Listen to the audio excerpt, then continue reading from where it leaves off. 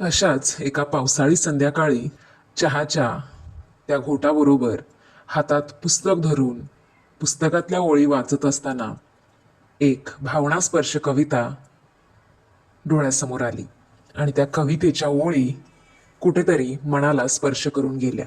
वाटलं तुमच्याशी शेअर करावं. कवितेचं नाव आहे प्रत्येक मुलगी ही पापाकी परी नसते. तिच्या मानाला ठेच पोहोचली, तिच्या मानाला ठेच पोहोचली, तिच्या अस्तित्वाला शून्यत्व मिळाले. तिच्या मनात साठवल्या आहेत हजारो अव्यक्त भावना, समाजाच्या बांधांनी अबोल काही वेदना. कारण फक्त ती पापाची परी नाही म्हणून.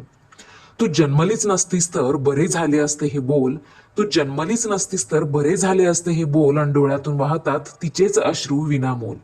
जगाची कठोरता आणि शापित स्वप्नांची बाग, कारण फक्त ती पापाची परी नाही म्हणून. आतून पूर्णपणे तुटलेली पण ओठावर हास्य, आतून पूर्णपणे तुटलेली पण ओठावर हास्य, माणुसकीच्या गर्दीत सुद्धा एकटी पडलेली. वरून शांत समजूतदारपण, आतून अन्याय सहन करणारी, कारण फक्त ती पापाची परी नव्हती म्हणून. कधी शांत असते, कधी स्वतःच्या स्वप्नांची बाग फुलवत असते. अपयश आणि लोकांचे बोलणे या वादळातून स्वतःला सावरत असते.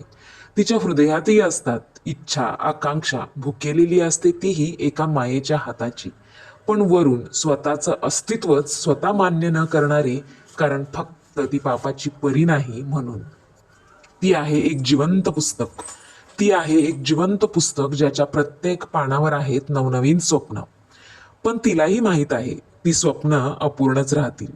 पण तिलाही माहीत आहे ती स्वप्न अपूर्णच राहतील.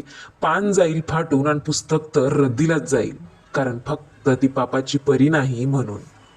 ती कधीच वंश नव्हती, ती कधीच वंश नव्हती आणि ती कधीच वारसा. बापाच्या जीवावरचं ओझं आपोआपच बनत होती आईची चिंता.